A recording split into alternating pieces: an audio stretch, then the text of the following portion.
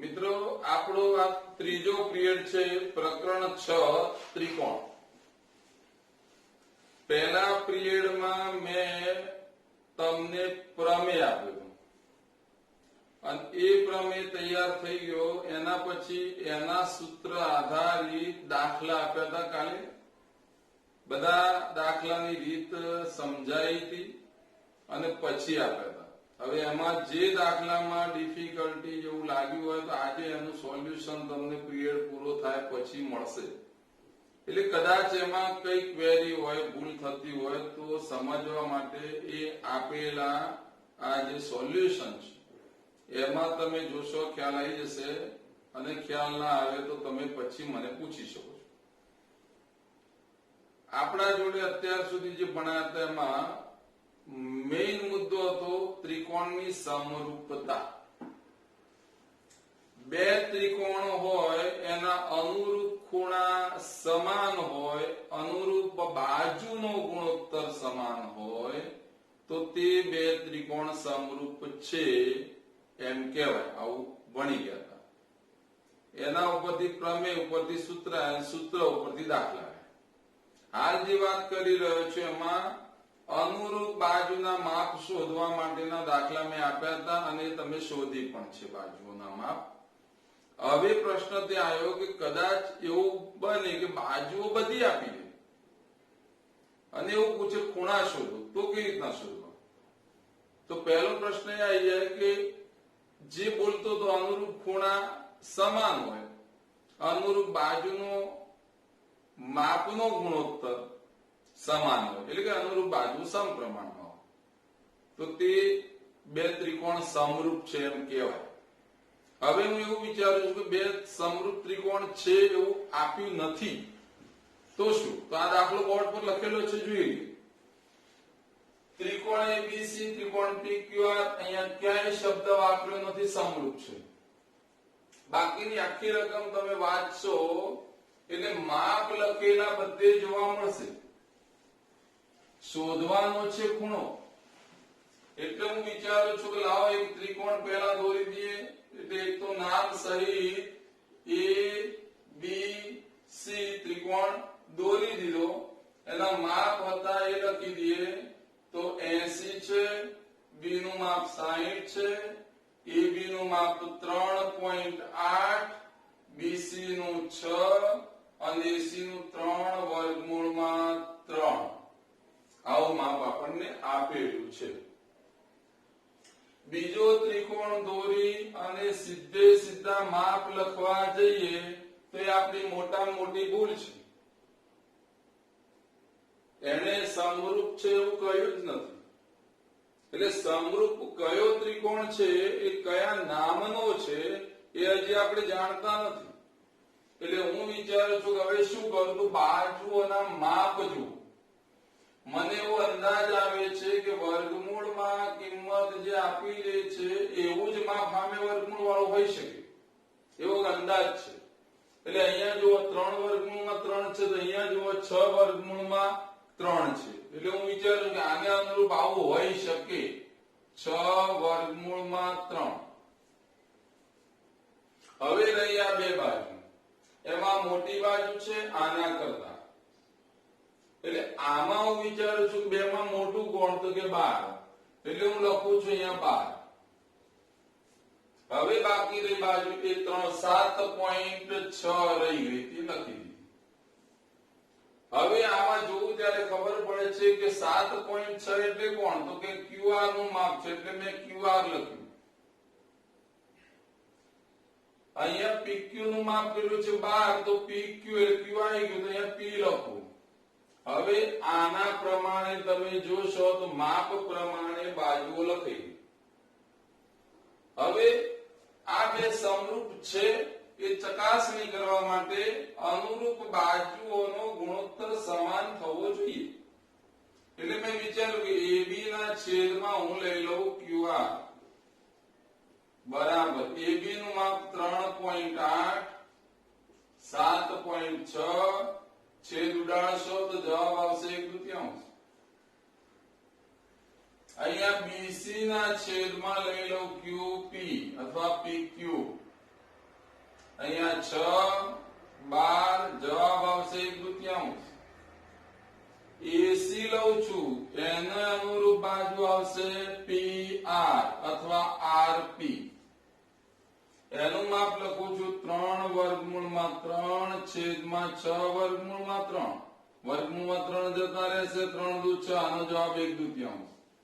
એનો મતલબ એવો થયો કે AB ના છેદમાં QR બરાબર BC ના છેદમાં QP બરાબર AC ના છેદમાં PR થાય છે. મારો જે સમરૂપતાનો નિયમ હતો એ નિયમ એવું કહેતો હતો અનુરૂપ બાજુઓનો ગુણોત્તર સમાન થવો જોઈએ. તો હવે હું લખી શકું ત્રિકોણ ABC સમરૂપ ત્રિકોણ આ નામ અપાય તો RQP છે. આ બે સમરૂપ હોય તો અનુરૂપ ખૂણા કેવા થાય તો સમાન. તો ખૂણો કયો લીધો R. R ને અનુરૂપ કોણ ખૂણો A. ખૂણો R બરાબર A કેટલા 80. એક કામ પૂરું. બીજી વાત આવી ખૂણો Q. એને અનુરૂપ કોણ B. B કેટલો 60. તો ખૂણો Q પણ કેટલો 60. હવે પ્રશ્ન ત્રીજો આવ્યો કે ખૂણો કયો P બરાબર ખૂણો કયો આવી શકે તો C. આ મારે હાલ જરૂર નથી પણ લખવા ખાતર મેં લખ્યું છે. હવે જે મેં લખ્યું છે એમાં સમજી લો કે આ અનુકૂળ લાગે તે. હવે બે વાત સમજાવો. જો કોઈએ આ ત્રિકોણના 3 ખૂણાના માપનો સરવાળો 180 થાય એ પ્રમાણે C ખૂણો શોધ્યો હોત તો P મળી જાય. મેં આ વખતે શું કહ્યું? R ખૂણો શોધ્યો, Q શોધ્યો અને હવે P શોધવો છે. તો હું લખું છું ત્રિકોણ PQR માં ખૂણો P વત્તા ખૂણો Q વત્તા ખૂણો R બરાબર 180. એ બધા જાણે છે. માપ તમને ખબર છે R અને Q ના. તો R બરાબર કેટલા છે 80, Q બરાબર કેટલા 60 અને P કેટલો છે શોધવાનો છે બરાબર 180. માપ લખાઈ ગયા. ખૂણો P વત્તા આ બેનો સરવાળો 140 બરાબર 180. ખૂણો P બરાબર 180 ઓછા 140. તો ખૂણો P બરાબર કેટલા 40. તો આપણને જે માપ જોઈતું તે મળી ગયું. ખૂણો P કેટલો આવશે હવે 40. આપણે બાજુઓના માપ પરથી ત્રિકોણ સમરૂપ નથી આપ્યો તો એને સમરૂપ બનાવવો પડે અને સમરૂપ બનાવેલે અનુરૂપ ખૂણાઓ અનુરૂપ બાજુ સમાન છે એવી વાત આવે એટલે અનુરૂપ ખૂણાઓ સમાન હોય એ ઉપરથી આ રીતે શોધી શકાય. હજી કહું છું આ ત્રિકોણના 3 ખૂણાઓનો સરવાળો 180 તો આ 40 મળે. આ 40 લાઈન તમે આ ઉપયોગ કરી લીધો હોત કે ખૂણો C બરાબર ખૂણો P તો પણ એનો જવાબ 40 મળે. બરાબર. એટલે ખૂણા શોધતા આવડી ગયા અને ના આવડે ફરીથી આ જોઈ લેવાનું અને સમજી લેવાનું. ઓકે વિદ્યાર્થી મિત્રો પ્રમેય 1 ચાલી ગયો છે. તમે તૈયાર કરી ચૂક્યા હશો. હવે આપણે આજે અહીંથી આગળ વધીએ અને પ્રમેય એક વધારાનું ભણાવી દઈએ. બોર્ડ પર રકમ લખેલી છે પ્રમાણે પ્રમેય 6.6 મેં થોડુંક લખાણ લખી દીધું છે એટલા માટે મને સમજાવતો હોય. બે સમરૂપ ત્રિકોણના ક્ષેત્રફળ એટલે તમને આપી દેવામાં આવ્યું કે બે ત્રિકોણ સમરૂપ છે. પછી કહ્યું કે ક્ષેત્રફળનો ગુણોત્તર તેમની અનુરૂપ બાજુઓના ગુણોત્તરના વર્ગ બરાબર હોય છે. એટલે એ મારે સાબિત કરવાનું છે. એટલે જે આપ્યું હોય પક્ષમાં લખાય, જે સાબિત કરવાનું છે સાધ્યમાં લખાય. બોર્ડ પર મેં આકૃતિ દોરી, ત્રિકોણ એ બી સી અને ત્રિકોણ પી ક્યુ આર. એમાં મારે ક્ષેત્રફળ વિશે વાત કરવી છે, એટલે મેં અહીંયા પક્ષમાં પહેલું લખી દીધું શું કે એ બી સી સમરૂપ ત્રિકોણ પી ક્યુ આર આપેલ છે. ક્ષેત્રફળની વાત કરવી એટલે ક્ષેત્રફળનો ગુણોત્તર. એ બી સી લખ્યું અને ક્ષેત્રફળ, ત્રિકોણ એ બી સી નું ક્ષેત્રફળ છેદમાં ત્રિકોણ પી ક્યુ આર નું ક્ષેત્રફળ બરાબર અનુરૂપ બાજુઓ એ બી ના છેદમાં પી ક્યુ, બીસી ના છેદમાં ક્યુ આર, એસી ના છેદમાં પી આર અને એ ગુણોત્તર જે લીધો અનુરૂપ બાજુ એના વર્ગ બરાબર હોય છે. પક્ષ યાદ રહી ગયો, સાધ્ય યાદ રહી ગયો. હું બોલી જઉં મોઢે ખબર પડે. બે ત્રિકોણ હતા એ બી સી અને પી ક્યુ આર માં એ બી સી સમરૂપ ત્રિકોણ પી ક્યુ આર આ પક્ષ છે. સાધ્ય એ બી સી છેદમાં પી ક્યુ આર બરાબર એ બી ના છેદમાં પી ક્યુ બરાબર નો વર્ગ બરાબર બીસી ના છેદમાં ક્યુ આર નો વર્ગ બરાબર એસી ના છેદમાં પી આર નો વર્ગ. હવે સાબિતીની શરૂઆત કરીએ તો ત્રિકોણ એબીસી અને ત્રિકોણ પીક્યુઆર સમરૂપ છે એવું આપેલ છે, પરંતુ અહીંયા વાત ચાલી રહી છે ક્ષેત્રફળની. અને ક્ષેત્રફળ ત્રિકોણનું શોધવું હોય તો 9મા માં ભણી ગયા કે ક્ષેત્રફળ માટે એક પાયો હોવો જોઈએ અને એક ભેદ હોવો જોઈએ. આકૃતિ મેં દોરી દીધું છે પણ હકીકતમાં એ ભેદ દોરવો પડે. એટલે હું વિચારી કહું છું, લખાણ લખું છું કે ત્રિકોણ એબીસી અને ત્રિકોણ પીક્યુઆર માં ભેદ અનુક્રમે am અને pn દોરો. આટલું દોરીએ તો હવે શું બને? તો હવે એબીસી બરાબર 1/3 પાયો બીસી પાયા પરનો ભેદ am. બાજુના ત્રિકોણમાં જોઈએ તો pqr જેને કે અને આવું ક્યાં બનશે? તો pqr બરાબર 1/3 પાછો પાયો આવ્યો qr ભેદ આવ્યો pn. તો લખી દઉં છું qr ગુણ્યા pn. શબ્દ વાપર્યો છે ક્ષેત્રફળનું ગુણોત્તર. હું લખું છું એબીસી છેદમાં pqr બરાબર અહીંયા એબીસી એટલે કોણ? 1/2 બીસી ગુણ્યા am. આનો જવાબ છે 1/2 qr ગુણ્યા pn. મેં અહીંયાથી આ લખ્યું છે, અહીંયાથી આ લખ્યું, 1/2 જતા રહ્યા તો મને જવાબ મળશે એબીસી છેદમાં pqr બરાબર જતા રહ્યા તો કોણ રહ્યું? બીસી ના છેદમાં qr. બીજું કોણ રહ્યું? તો કે am ના છેદમાં pn. હાલ જે મેં લખ્યું છે એને પરિણામ નંબર 1 આપી શકું. આટલા સુધી પહોંચી ગયા. હવે હું અહીંયા લખું છું, જો પરિણામ 1 તમને મળી ગયું હોય, સમજો પરિણામ 1 મળ્યું હોય તો હવે શું? તો હવે તમે જાણો છો એ આમાં સમજાવો. તો હવે ત્રિકોણ આ લઉં છું a b અને m. થોડી ડબલ લીટી દેખાશે એટલે ખ્યાલ આવે ગાંઠી. અહીંયા પણ આ ત્રિકોણ લઉં છું, ડબલ લીટી દેખાય છે. સમજાવવા માટે મેં આવું દોર્યું છે. પ્રમેય લખો એમાં દોરવાની જરૂર નથી.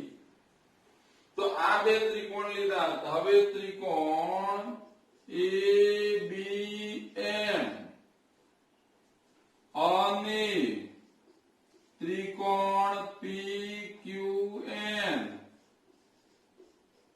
માં હવે આ બે ત્રિકોણ સમરૂપ છે તો પ્રશ્ન આવી ગયો મોટો તો આ બે ત્રિકોણ સમરૂપ હાલ નથી એવું સ્વીકારીએ પણ સમરૂપ થઈ શકે તો એ જોઈ લો આ ABC અને PQR કેવા ત્રિકોણ હતા જે પહેલા લખેલું સમરૂપ છે એનો મતલબ થયો ખૂણો B અને ખૂણો Q સરખા છે કોણ કે છે આ તો કે ત્રિકોણ ABC સમરૂપ ત્રિકોણ PQR હોવાથી કારણ બતાવ્યું બીજી વાત આવી ખૂણો બીજો કોઈ સરખો થાય છે તો ખૂણો અહીંયાથી જોઈએ તો AMB એટલે કે ટૂંકમાં લખો તો એમ ખૂણો એ જ પ્રમાણે અહીંયા PNQ ખૂણો PNQ તો આ ખૂણો પણ ટૂંકમાં એન લખાય પણ આ ખૂણો દેખાવે મને કાટખૂણો દેખાયો તો અહીંયા લખું બે સરખા છે કાટ ખૂણા તો આ મેં લખ્યું કાટખૂણા હોવાથી સરખા છે એનો મતલબ થયો કે આ ખૂણો સરખા છે આ ખૂણો પણ સરખા છે એટલે ત્રિકોણ કયો હતો તો ABM બીજો ત્રિકોણ કયો તો PQM કેવા થઈ ગયા તો સમરૂપ કારણ શું તો આપણા પાસે શરત છે ખુખુ સમરૂપતાની ખુખુ શરત એવું કહે છે કે અનુરૂપ ત્રિકોણના અનુરૂપ કોઈ પણ બે ખૂણા સમાન બતાવો તો બે ત્રિકોણ સમરૂપ થાય અને જો આ બે ત્રિકોણ સમરૂપ થઈ ગયા હોય તો પછી મારે લખવાનું શું તો અનુરૂપ ખૂણા સરખા હોય બે ત્રિકોણ સમરૂપ થાય તો અનુરૂપ બાજુનો ગુણોત્તર પણ સરખો થાય એટલે કે આ બાજુને અનુરૂપ આ બાજુ ગણાય એટલે હું લખી શકું કે AM ના છેદમાં PQ બરાબર AB ના છેદમાં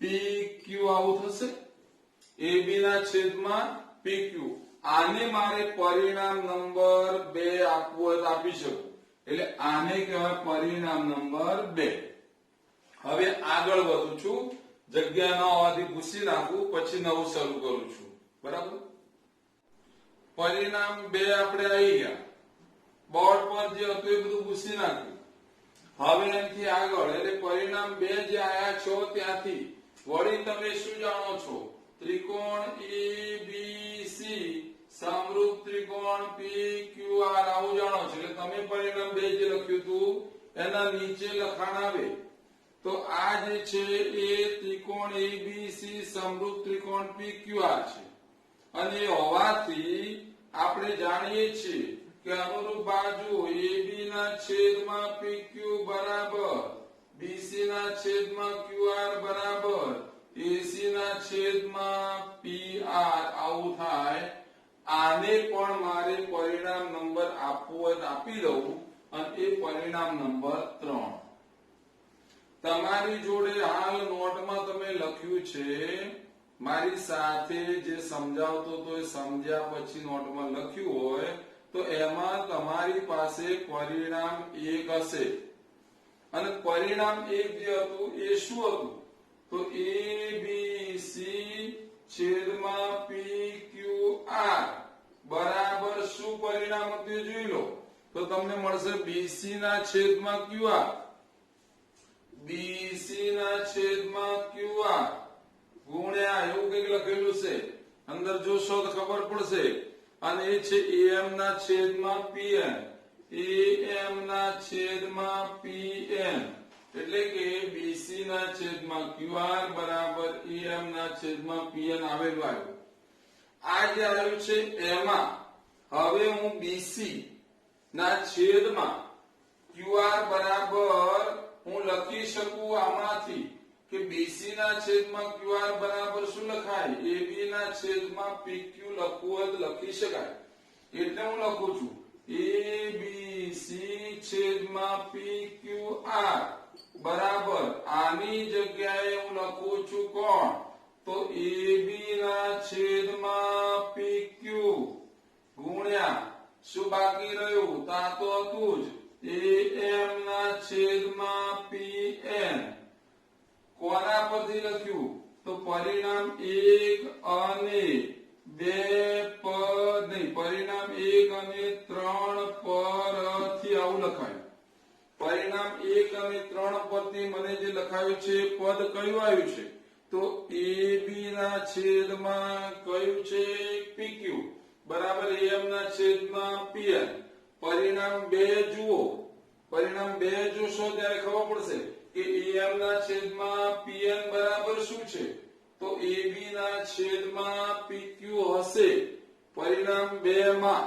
તો હું લખું પછી આગળ તો ABC છેદમાં PQR બરાબર AB ના છેદમાં PQ ગુણ્યા AM ના છેદમાં PN બરાબર પરિણામ 2 માં આપ્યું છે AB ના છેદમાં PQ. અને આટલા સુધી જો આવી ગયું હોય તો હવે સમજી લો AB ગુણ્યા AB PQ ગુણ્યા PQ બરાબર તમને મળશે ABC છેદમાં PQR બરાબર AB નો વર્ગ છેદમાં PQ નો વર્ગ. એટલે હું આવું લખી શકું AB ના છેદમાં PQ આખાનો વર્ગ. પરિણામ નંબર કયા પરથી આપ્યું? તો પરિણામ 2 પરથી લખ્યું હોય તો કૌંસમાં લખવું પડે 2 પરથી. આ બધું લખવું પડે તો જ માર્ક્સ ન કપાય, નહીતર થોડુંક લખવાનું રહી જાય તો માર્ક્સ કપાય.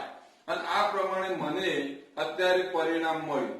હવે મારી પાસે પરિણામ 3 છે અને પરિણામ 3 નો ઉપયોગ કરું તો લખું છું પરિણામ 3 નો ઉપયોગ કરતા.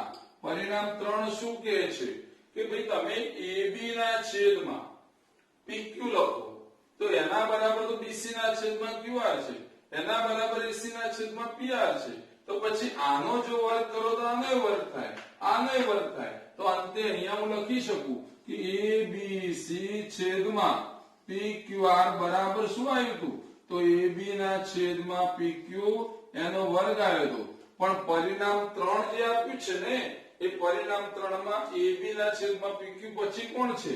તો કે BC ના છેદમાં QR એનો વર્ગ થાય. અને એના પછી કોણ છે? તો અહીંયા જોશો ખબર પડશે AC ના છેદમાં PR એનો પણ વર્ગ. જે મેં આ લખી રહ્યો આ પદ છે એ તમે જોશો તો ખબર પડશે સાધ્યમાંથી. જુઓ ABC PQR થઈ ગયું. આ પદ ને આ પદ જોઈ લો PQ QR અને PR AB BC AC આવી ગયું. તો મને આ જે અત્યારે પરિણામ મળ્યું એ મારા પ્રમેયનું અંતિમ વિધાન હતું જે સાધ્ય હતું. તો આ રીતે પ્રમેય તમારે મોઢે કરીને લખવાનો છે 3 વખત અને 3 વખત લખવામાં જાતે લખશો તો પાક્કો આવડી જશે. મેં સમજાવ્યું એ પ્રમાણે. મિત્રો આ ચેપ્ટરમાં ચાલ્યા પ્રમેય કેટલા? તો 2 પ્રમેય ચાલ્યા. એક પહેલા ચલાવ્યો હતો, એક આજે ચલાવ્યો. આગળનો પ્રમેય તમે મોઢે કર્યો તો 3 વખત લખ્યો તો એવું મેં કહ્યું હતું એ પ્રમાણે કર્યું હશે. હવે સમજી લો કે પ્રમેય યાદ છે ભૂલી ગયા એ માટે આજે ફરીથી એક પ્રયત્ન કરવો કે એ પ્રમેય એક વખત જોઈ અને મોઢે કરી પાછો લખવો. એટલે એ પ્રમેય ક્લિયર થતો જાય, યાદ આવતો જાય. આજે આ પ્રમેય મોઢે કરીને મેં કહ્યું છે એ પ્રમાણે 3 વખત લખશો એટલે આ પ્રમેય મોઢે થઈ જશે. અત્યારે ભણાવી રહ્યો છું આ અત્યારે ચલાવે પ્રમેય આધારિત એક દાખલો લખ્યું છે બોર્ડ પર. ત્રિકોણ ABC સમરૂપ ત્રિકોણ PQR છે. એબીસી નું ક્ષેત્રફળ આપી દીધું, પીક્યુઆર નું આપી દીધું અને એક બાજુ આપી છે. માપ લખું છું, અંદર જે લખું એ ક્ષેત્રફળ છે, સમજજો. તો 64 આ પીક્યુઆર નું 121, બાજુનો માપ EF બરાબર, અહીંયા ભૂલ થઈ ગઈ છે, મેં ત્રિકોણ EF જે લખ્યું છે એની જગ્યાએ હું QR કરી દઉં. ચલો તો QR બરાબર લખી દઉં. તો અહીંયા શું PQR, તો QR બરાબર કેટલા 15.4. સમજો ત્રિકોણ ABC આ રહ્યો, ત્રિકોણ PQR આ રહ્યો, ક્ષેત્રફળ 121, આનું ક્ષેત્રફળ 64, અહીંયા QR બરાબર માપ આપ્યું 15.4 અને મારે શોધવાનું છે BC. આટલું તમને આપી દીધું.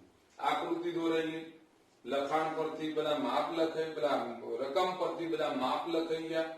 અને હવે શું કરીએ, આપણા પાસે સૂત્ર છે સાધ્યનું, ABC છેદમાં PQR બરાબર અનુરૂપ બાજુ. અનુરૂપ બાજુ, અનુરૂપ બાજુ. તો મારે આની વાત કરવી છે, આની કોઈ જરૂર નથી, એટલે હું લખીશું BC ના છેદમાં QR આખાનો વર્ગ. તો ABC 64, આનું માપ 121, BC છેદમાં 15.4 આખાનો વર્ગ. વર્ગ છે, અહીંયા વર્ગ નથી તો વર્ગમૂળ લઈ લો તો આ વર્ગ જતો રહે, એટલે આનું વર્ગમૂળ લઈએ તો 8 આવશે. આનું વર્ગમૂળ 11, ડાયરેક્ટ લઉં છું ખબર પડશે ને, બાકી 8 નો વર્ગ, 11 નો વર્ગ, પછી વર્ગ, એટલે અહીંયા 8, અહીંયા 11 બરાબર. આનું વર્ગમૂળ લઈએ તો વર્ગ જતો રહે, BC છેદમાં 15.4. તો 8 ગુણ્યા 154 છેદમાં 10. આને હું અહીંયા લઈ ગયો, આવું લખ્યું, નીચે 11 હતા, 11 1 11 4 વધે 11 ચોક 44, એટલે અંતે મને છેદ ઉડાડ 14 ગુણ્યા 8 મળ્યા. તો BC બરાબર કેટલા?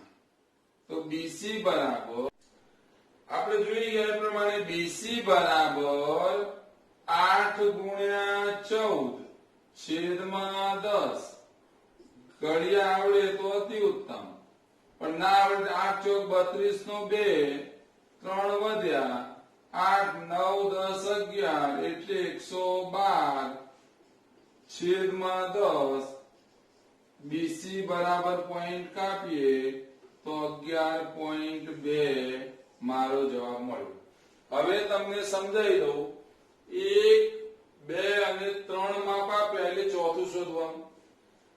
કદાચ કોઈ હોમવર્કમાં દાખલો મળે એમાં આ માપ શોધવાનું કે તો આ આપેલું હશે, આ આપેલું હશે, આ આપેલું હશે, આ આપેલું હોય તો આ શોધવાનું, આ આપેલા હોય તો આ.